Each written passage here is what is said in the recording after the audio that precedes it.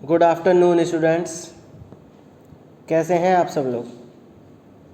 जल्दी से ऑनलाइन आ जाइए। आपकी फ़िज़िक्स की क्लास स्टार्ट होने वाली है, क्लास 12th चैप्टर नंबर 2। इससे पहले फ़िज़िक्स के 2 लेक्चर आए हुए हैं। अगर आपने वो लेक्चर्स नहीं देखे हैं तो हमारे यूट्यूब चैनल पैनोरमल लर्निंग की प्लेलिस्ट में जाके वो लेक्चर्स को देख सकते हैं। ठीक है, तो आज हम जो स्टार्ट करने वाले हैं वो है potential energy of a dipole in a uniform electric field. यानी कोई डाइपोल होगा, उसे हम एक इलेक्ट्रिक फील्ड में रख देंगे और उस पर हम पोटेंशियल एनर्जी फाइंड करने की कोशिश करेंगे। ठीक है, तो सारे बच्चे अटेंडेंस दे दो अपनी। मेरी वॉइस आ रही है, ये भी देख लो, एक बार देख लो, क्या सुन लो, क्लियर है कि नहीं, एक बार यस लिखिए। ओके, मतलब वॉइस क्लियर है। चलिए स्टार्ट करते हैं। देखो, potential energy of a dipole in a uniform electric field, ये हमारा टॉपिक है। सपोज सबसे पहले आप ये डायग्राम की तरफ देखिए कि हमारी इलेक्ट्रिक फील्ड लाइंस हैं और हमने एक डाइपोल रख दिया है, -q और +q उसकी पोलैरिटीज़ हैं। डाइपोल का जो डायरेक्शन होता है वो -q से +q होता है। जो चीज़ मैं बोलता हूँ उसे ध्यान से भी सुना करो। ठीक है, कई बार ऐसा होता है कि बोल देता हूँ सही और लिख देता हूँ कुछ और, तो आप लोगों को ध्यान से सुनना भी है और लिखा हुआ भी देखना है। हमने डाइपोल रख दिया इस तरीके से यहाँ पे, ठीक है, और 2L इसके बीच की दूरी है। इलेक्ट्रिक फील्ड के अंदर हमने इस डाइपोल को प्लेस कर दिया। Now we have to find the potential energy. Consider an electric dipole having a dipole moment P, ये चीज़ क्लियर है, and making theta angle with the uniform electric field. यहाँ पे आपको थीटा दिख रहा होगा, इधर theta angle. Torque acting on the dipole is given by, ये चीज़ आपको पता है, टॉर्क का P × E साइन थीटा। ये हम पहले भी पढ़ चुके हैं यार, आपको ये फॉर्मूला याद रखना है। टॉर्क में इसको टाउ से भी डिनोट करते हैं या फिर टॉर्क भी बोलते हैं। टॉर्क होता क्या है कि एक तरीके से फोर्स ही है जो किसी बॉडी को रोटेट करने की कोशिश करती है, जिस पे कपल फोर्स लगती है दोनों तरफ से। आपने अपने घरों में टंकी देखी होगी, टंकी को जब ऊपर से घुमाते हैं तो उसमें भी कपल फोर्स लगती है दोनों तरफ से, उसे हम टॉर्क का भी एग्जांपल मान सकते हैं। तो टॉर्क का जो फॉर्मूला होता है वो PE साइन थीटा होता है। Now work equal to F × S, आप ये चीज़ जानते हो कि वर्क डन क्या होता है, फोर्स इनटू डिस्प्लेसमेंट, यानी हमने किसी ऑब्जेक्ट में कितनी फोर्स लगाई और वो कितनी दूरी तक गया, यानी S डिस्टेंस उसने कवर किया। अब जब हम बात करते हैं रोटेशनल की, यानी जब जिस फोर्स से कोई ऑब्जेक्ट जो है घूमने लगे, यहाँ से तो जब हम यहाँ पे फोर्स लगा रहे थे, ठीक है, तो ऑब्जेक्ट जो है एकदम स्ट्रेट यानी सामने डायरेक्शन में जा रहा था, घूम थोड़ी ना रहा था। जब घूमने की बात करते हैं तो फॉर्मूला इसका रोटेशनल फॉर्म में आ जाता है, टाउ × थीटा। यानी टाउ मीन्स वही कपल यानी टॉर्क, और थीटा यानी किस एंगल पे वो रोटेट हो रहा है। That is why we have used work का जो फॉर्मूला है वो ये है, ठीक है, टाउ × थीटा। आपको ये चीज़ क्लियर हुई? चलिए आगे चलते हैं। डायग्राम एक बार मन में रख लेना अच्छे से। कैसे, देखो, इलेक्ट्रिक फील्ड लाइंस हैं और हमने एक डाइपोल रख दिया है, -q से +q का है पोलैरिटीज़, और उसके बीच की दूरी 2L है। ये चीज़ आपको कॉमन सा पता है। आगे चलते हैं। देखिए, small work done to rotate dipole from θ1 to θ2, यानी कि कितना वर्क डन होगा डाइपोल को रोटेट करने के लिए θ1 यानी θ1 एंगल से लेके θ2 एंगल तक। लेट अस सपोज ये हमारा वर्क डन हो गया। DW इसलिए ले लिया क्योंकि स्मॉलेस्ट वर्क डन निकाल रहे हैं, ठीक है। dθ भी इसलिए यानी छोटे एंगल पे। तो उसके बाद हमने क्या किया, इसे इंटीग्रेट कर दिया दोनों तरफ। DW ये वाली जो इक्वेशन है इसे यहाँ पे इक्वेशन नंबर 2 में इंटीग्रेट कर दिया। W = θ1 से θ2 टाउ डॉट dθ। ये चीज़ अंडरस्टूड है, ठीक है, आसान है, इतना मुश्किल नहीं है, आप कर सकते हो। अब टाउ की वैल्यू पुट कर दो इक्वेशन नंबर 2 में। कहाँ है इक्वेशन नंबर 2? देख रहे हो ना, स्क्रीन पे भी ध्यान रखा करो, ये इक्वेशन नंबर 2 है। टाउ की value PE sine theta put कर दी, जो मैंने अभी सर्कल किया। आगे बढ़े, ठीक है। PE बाहर ले लिया। इंटीग्रेशन के कुछ रूल्स हैं, माना कि अभी आपने पढ़ा नहीं होगा, लेकिन फिर भी ये चीज़ें आपको याद रखना है, स्पेशली बायोलॉजी वाले जो कि उन्हें ज़्यादा चीज़ें नहीं पता होती इंटीग्रेशन डिफरेंशिएशन के बारे में। तो आप जो है ऐसी इक्वेशंस को रट लिया करो, या अगर आपका कोई फ्रेंड है जिसके पास मैथ्स है तो आप उससे भी समझ सकते हैं। ठीक है, देखो थीटा 1 से थीटा 2 और साइन थीटा हो गया। अब साइन थीटा का जो इंटीग्रेशन होता है वो माइनस कॉस एक्स होता है। आई मीन जब साइन एक्स का एक्स के रेस्पेक्ट में ले रहे हैं तो साइन एक्स हो गया। साइन थीटा का क्या हो जाएगा, कॉस थीटा, ये जो मैंने सर्कल करी अभी, तो P E cos theta. Now अब ये वैल्यूज़ पुट कर दी यहाँ पे। वैल्यूज़ कैसे, देखो थीटा 2 जो है, सबसे पहले जो कॉस थीटा की वैल्यू क्या पुट करी हमने यहाँ पे, देखो कैसे लिया है ये जो माइनस था साइन, ये जो इधर है, यहाँ जो माइनस का साइन है ये हो गया, इधर आ गया माइनस पी। उसके बाद इन्होंने upper limit minus lower limit कर दी, यानी थीटा 2 माइनस थीटा 1, ये जो वैल्यूज़ है, ये जो थीटा की वैल्यूज़ है। ठीक है, उसके बाद क्या आंसर आया हमारे पास, W equal to P E cos theta 1 minus cos theta 2। ये माइनस का साइन अब अंदर ले गए तो कॉस थीटा 1 पॉजिटिव हो गया और कॉस थीटा 2 नेगेटिव हो गया। समझ में आया ये चीज़। तो यही हमारा क्या होता है, वर्क डन होता है पोटेंशियल एनर्जी का, जब हम आई मीन किसी डाइपोल को इलेक्ट्रिक फील्ड में रखते हैं तो ये वर्क डन निकल के आता है। ठीक है, आगे बढ़े, ये फॉर्मूला याद रखना, U equal to, U means total potential energy of a dipole placed in a uniform electric field. ये वाली इक्वेशन अच्छे से याद रखना। आगे बढ़े, ठीक है। नाउ स्पेशल कंडीशंस, कुछ स्पेशल कंडीशंस हैं, आई मीन जैसे कोई थीटा की वैल्यू चेंज कर दी, थीटा की वैल्यू 0 रख दी, इस तरीके से देख रहे हैं। When dipole is initially at 90 degree, मान लो कि डाइपोल जो इस तरीके से है पूरा 90 डिग्री है थीटा 1, ओके, थीटा 1 क्या है 90 degree, and then rotate with the angle theta. Now theta 1 90 degree मान लिया और थीटा 2 की वैल्यू हमने थीटा मान ली। देखो ऐसे था, जैसे थीटा 1 इधर था डाइपोल, तो ये तो थीटा 1 हमने 90 डिग्री मान लिया। अब जब ये किसी एंगल पर रोटेट करेगा, लेट अस सपोज किसी भी एंगल पे कर दिया, वो चीज़ हमने थीटा मान ली है, जो यहाँ लिखा है ना, ये वाली जो वैल्यू है थीटा 2 को थीटा मान लिया है। अब जो ऊपर जो इक्वेशन आई थी P E cos theta 1 minus cos theta 2, उसमें ये वैल्यूज़ पुट कर दी। थीटा 1 की वैल्यू 90 डिग्री, थीटा 2 की वैल्यू सिर्फ थीटा, तो कॉस 90 जानते होंगे आप, नहीं जानते, जानते होंगे, कॉस 90 की वैल्यू होती है 0। नाउ हमारे पास एक और इक्वेशन निकल के आई, U equal to P E cos theta. ठीक है, इस तरीके से भी लिख सकते हैं, एंगल की फॉर्म में तो लिखें, ऐसे भी लिख सकते हैं।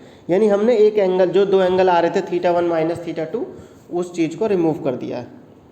ये चीज़ समझ में आया, ओके। चलिए आगे बढ़ते हैं।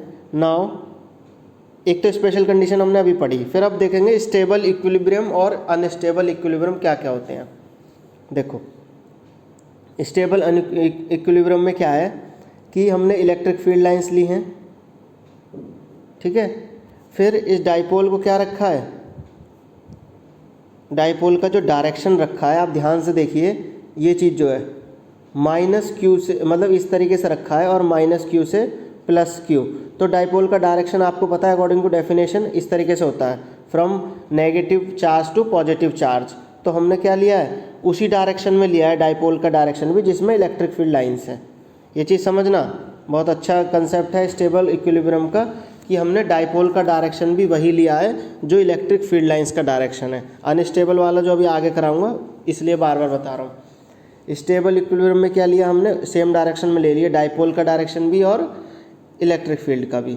हमारे पास ये फार्मूला होता है P E cos theta, theta की वैल्यू 0 ले ली, ठीक है, अभी कोई रोटेट नहीं हुआ, सिर्फ ऐसे ही रखा हुआ है वो। तो U equal to P E, यानी कॉस थीटा की वैल्यू क्या 0 रखी, इट मीन्स कॉस 0 1 होता है, और माइनस पी हमारा ये आंसर आ गया। It means at stable equilibrium potential energy of a dipole is minimum. देखो कम आ रही है ना, माइनस में, इसलिए कम आ रही है, माइनस में, माइनस पी ई है। तो stable equilibrium is inversely proportional to 1 upon potential. ये चीज़ आप समझ सकते हो, इतना मुश्किल नहीं है। अगर हम थीटा की वैल्यू 90 डिग्री रखते हैं, नाउ अब टॉर्क क्या होगा, मैक्सिमम, क्योंकि पोटेंशियल एनर्जी क्या हो गई 0 हो गई। अब भाई माइनस पी कॉस 90 है, कॉस 90 की वैल्यू 0 होती है, तो U की वैल्यू 0 हो गई। जब तो माइनस पी आ रहा था ना इधर, ये चीज़ समझिए, यहाँ पे ये माइनस पी आ रहा था ना, इसलिए मिनिमम थी। अब इसी केस में जब थीटा की वैल्यू 90 डिग्री ले ली, तो हमारे पास क्या आ गई, पोटेंशियल एनर्जी, जीरो आ गई। ठीक है, आगे देखते हैं अनस्टेबल इक्विलिब्रियम क्या है। देखो अनस्टेबल इक्विलिब्रियम में क्या है, आप यहाँ ध्यान से देखना, इलेक्ट्रिक फील्ड का डायरेक्शन तो ऐसे है और जो डाइपोल का डायरेक्शन है वो इस तरफ लिया हुआ है, यानी इधर माइनस क्यू रखा है और इधर प्लस क्यू रखा है, यानी दोनों के डायरेक्शन अलग अलग है। स्टेबल में देख लो चाहे तो, स्टेबल में दोनों के डायरेक्शन सेम थे। ठीक है,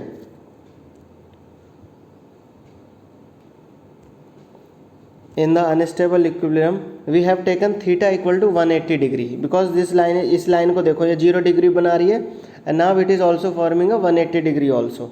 ठीक है, that is why we have taken in this step theta equal to 180 degree. अब we know that cos theta, अब हम ये जानते हैं कि कॉस 180 इक्वल टू -1 होता है। नाउ जब हम कॉस 180 यहाँ पुट करेंगे तो we will get u equal to P E which is the maximum value of potential energy of a dipole placed in a electric field. तो ये चीज़ आपको समझ में आई, एक पूरा टॉपिक है ये, पोटेंशियल एनर्जी फाइंड करना है, इलेक्ट्रिक डाइपोल को इलेक्ट्रिक फील्ड के अंदर प्लेस्ड किया। आगे बढ़ें। ठीक है, now behaviour of a conductor in behaviour of conductor in electric field, यानी कि इलेक्ट्रिक फील्ड में जब हम कंडक्टर को रखते हैं तो वो उसका किस तरीके से बिहेव करता है, रिएक्ट करता है, या क्या क्या चीज़ें हो सकती है और क्या क्या चीज़ें नहीं हो सकती है। देखो net electric field is 0 inside the conductor. जो इलेक्ट्रिक फील्ड होती है कंडक्टर के अंदर 0 होती है। ये चीज़ पहले भी प्रूव कराई थी जब हम गॉस लॉ के लिए, गॉस लॉ पढ़ी थी हमने फर्स्ट चैप्टर में, लेकिन फिर से देखेंगे एक बार। When a conductor is placed in electric field then, जब कंडक्टर को इलेक्ट्रिक फील्ड में रखा जाता है, then its free electrons beings to move, मतलब वो मूव करने लगते हैं, जो कंडक्टर के अंदर फ्री इलेक्ट्रॉन्स होते हैं, in the opposite direction of the electric field. ये चीज़ ध्यान से समझो कि जब किसी कंडक्टर को इलेक्ट्रिक फील्ड में रखा गया तो उसके जो फ्री इलेक्ट्रॉन्स होंगे वो मूव करने लगेंगे। देखो ये जो डायग्राम दे रखा है पूरा, इसे थोड़ा ध्यान से समझना। इलेक्ट्रिक फील्ड का जो डायरेक्शन है वो इस साइड है। ठीक है, अब हमने क्या किया है, कंडक्टर को रखा अंदर। अब कंडक्टर को अंदर रखने का क्या मतलब है कि ये जो कंडक्टर दे रखा है पूरा, इस कंडक्टर के अंदर फ्री इलेक्ट्रॉन्स होंगे।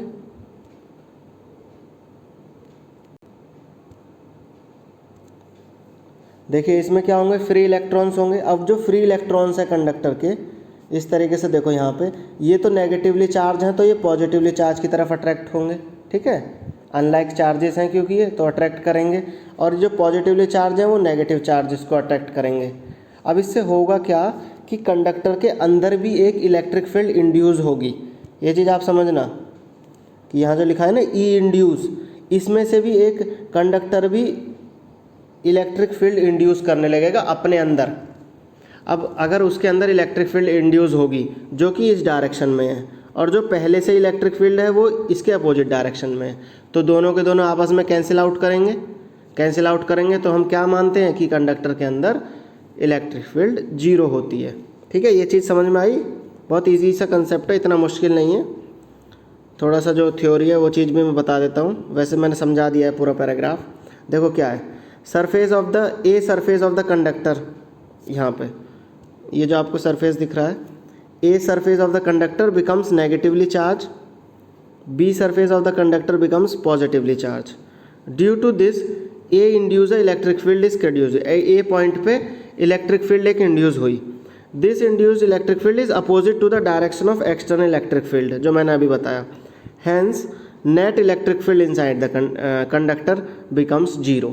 तो अच्छे से याद रखना है कि जब हमने इलेक्ट्रिक फील्ड के अंदर कंडक्टर को रखा तो कंडक्टर के अंदर जो फ्री इलेक्ट्रॉन्स थे वो जो है, जो फ्री इलेक्ट्रॉन्स थे नेगेटिवली इलेक्ट्रॉन्स जो थे वो पॉजिटिव के पास गए और पॉजिटिव वाले नेगेटिव के पास गए। इसकी वजह से कंडक्टर के अंदर भी एक इलेक्ट्रिक फील्ड इंड्यूस हुई और वो आपस में कैंसिल आउट कर देंगे, इंड्यूस्ड इलेक्ट्रिक फील्ड और एक्सटर्नल इलेक्ट्रिक फील्ड। क्लियर है? ओके, तो ये चीज़ समझ में आ गई होगी आपको। Net electric field inside a conductor is 0। थोड़ा सा ये धुंधला हो रहा है, मैं बोल देता हूँ। फर्स्ट पॉइंट जो है, net electric field inside the conductor is 0, हम ये समझ गए हैं। ठीक है, इलेक्ट्रिक फील्ड 0 होगा तो चार्ज भी 0 होगा, ये तो कोई बहुत बड़ी बात नहीं है, समझ सकते हो according to Gauss law phi equal to q upon epsilon naught होता है।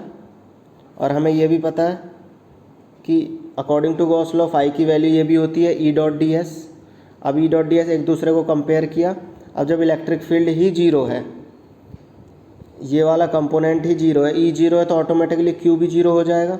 Hence proved charge inside the conductor is also zero.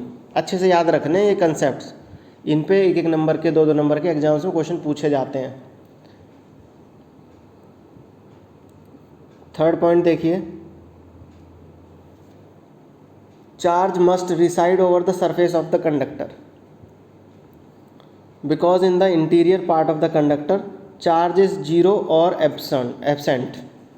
It means कहने का मतलब ये है कि चार्ज जो है सिर्फ कंडक्टर के सरफेस पे ही होना चाहिए, क्योंकि जो अंदर वाला पार्ट है वहाँ तो चार्ज क्या है, जीरो ही है, वो जो हम देख चुके हैं। थर्ड पॉइंट बिल्कुल सेम है पहले वाले दो पॉइंट्स के जैसा ही। Now potential is constant within and on the surface of the conductor. ये चीज़ आपको पता है कि पोटेंशियल इक्वी पोटेंशियल सरफेस होता है, पहले भी बताया समझाया बहुत अच्छे से। इक्वी पोटेंशियल सरफेस तो ये कांस्टेंट होता है और सेम होता है। Electric field is perpendicular to the surface of the conductor. Electric field क्या है, परपेंडिकुलर है कंडक्टर के सरफेस पे। ठीक है, देखो ये चीज़ पहले प्रूफ करवा चुका था, लेकिन आगे बढ़ते हैं। Electric field is zero in the cavity of a hollow charge conductor. मतलब बोलना चाह रहे हैं कि कोई हॉलो चार्ज कंडक्टर है, कुछ इस तरीके से जो पाइप होता है ना सिलेंडर, ये वाला। अब इन्होंने बोला ये कि इलेक्ट्रिक फील्ड यहाँ पे भी जीरो है और इधर भी जीरो है, सिर्फ इसके सरफेस पे मिलेगा चार्ज और वहीं हमें इलेक्ट्रिक फील्ड भी मिलेगी। ठीक है, ये चीज़ क्लियर है। अब हम देखते हैं कि इलेक्ट्रोस्टैटिक शील्डिंग क्या होती है। Electrostatic shield, the phenomena of making a region free from any electric field, यानी एक तरीके से प्रोसेस फिनोमेना जिससे कि हम इलेक्ट्रिक फील्ड को हर एक रीजन से भगा सकते हैं या फिर रिमूव कर सकते हैं। ठीक है, सिंपल भाषा में कहें, नहीं तो आप फिजिक्स की लैंग्वेज में, the phenomena of making a region free from any electric field. Region को बिल्कुल ही किसी भी एरिया को इलेक्ट्रिक फील्ड से फ्री कर देना, यानी इलेक्ट्रिक फील्ड वहाँ पे ख़त्म कर देना, इसी को बोलते हैं हम इलेक्ट्रोस्टैटिक शील्डिंग। शील्ड से आपको पता चल रही होगी ये चीज़। It is based on the fact that electric field inside the cavity of a hollow conductor is zero. ये चीज़ आपको पता है, ऊपर पढ़ के आए हैं अभी। अब हम देखते हैं application of electrostatic shielding. Electrostatic shielding की क्या क्या एप्लीकेशंस होती हैं। ये यहाँ थंडर स्टॉर्म नहीं है, थंडर स्टॉर्म है। In a thunderstorm with lightning it is safest to sit inside a car. ज़्यादा बेटर है कि आप कार के अंदर बैठिए, बल्कि ना कि किसी ट्री के नीचे या फिर खुली जगह में, क्योंकि जो कार की जो मेटेलिक बॉडी होती है वो इलेक्ट्रोस्टैटिक शील्डिंग बना लेती है और हमें लाइटनिंग से बचाती है। एक नोट करिए, ये electric current flows in two ways, one is randomly and other one is continuously. देखो इसके एग्जांपल क्या है।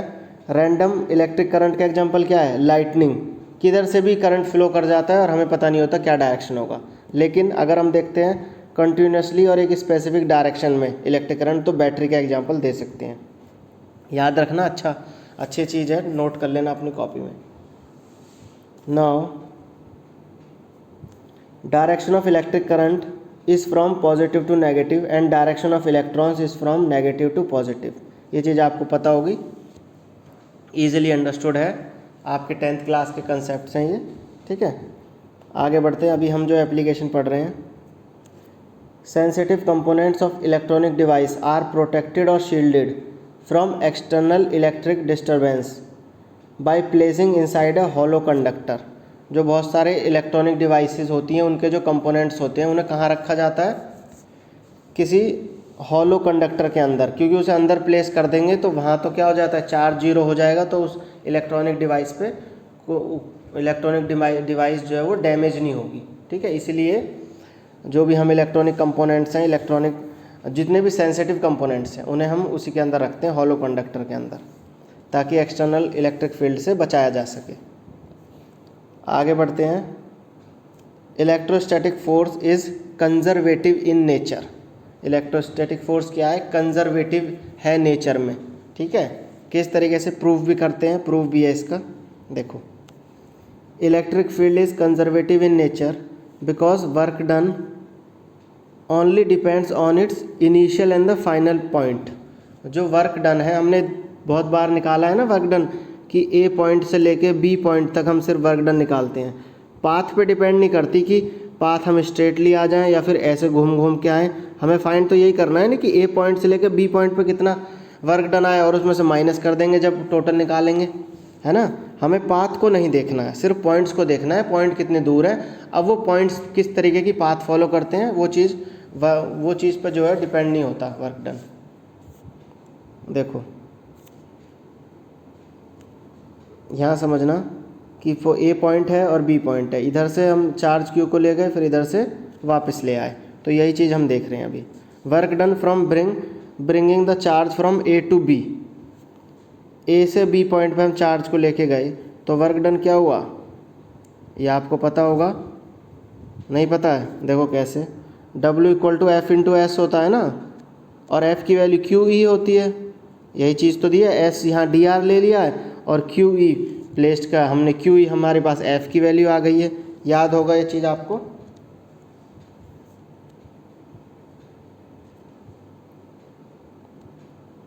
उसके बाद देखिए, work done to bring charge from B to A। B से लेके A तक चार्ज जब हम वापस लेके आएंगे तो क्या होगा, minus Q E dot DR। ये अंडरस्टूड है। जब हम A से B लेके गए थे तो इंटीग्रेशन में देखो A से B था, अब जब B से A आ रहे हैं तो B से A है दे रखा है यहाँ पे। ये चीज़ देखने, याद रखना है चीज़। ठीक है, आगे चलते हैं। अब क्या किया हमने कि दोनों वर्क डन को क्या किया, ऐड कर दिया। ऐड करेंगे तो दोनों कैंसिल आउट होंगे और जीरो आ जाएगा। हैंस हमने प्रूव कर दिया कि वर्क डन अगेंस्ट और in the direction of electrostatic force in a close loop is zero. That is why electrostatic force is conservative in nature. ये चीज़ समझ में आ गई आपको? यहाँ तक आपको समझ में आ गया होगा। आज हम क्लास ज़्यादा लंबी नहीं रखेंगे, ठीक है। फिर आपको जो समझ नहीं आती चीज़ें तो सिर्फ यहीं तक क्लास रखते हैं। अगली क्लास में अब हम डाइलेक्ट्रिक्स शुरू करेंगे, ठीक है। डाइलेक्ट्रिक्स क्या होते हैं, इंसुलेटर्स से कैसे डिफरेंट है वो, या फिर नॉन कंडक्टिंग मटेरियल्स क्या होते हैं। तो आज की क्लास में इतना ही। वीडियो को लाइक कर दो, अभी लाइक करके जाना, यहाँ तक देख लिए तो शेयर करो, चैनल को सब्सक्राइब करो। रेड कलर का बटन दिख रहा होगा नीचे, उसे दबा दो, ठीक है। अब मिलते हैं हम नेक्स्ट क्लास में। जब तक के लिए बाय बाय और आपका दिन शुभ हो।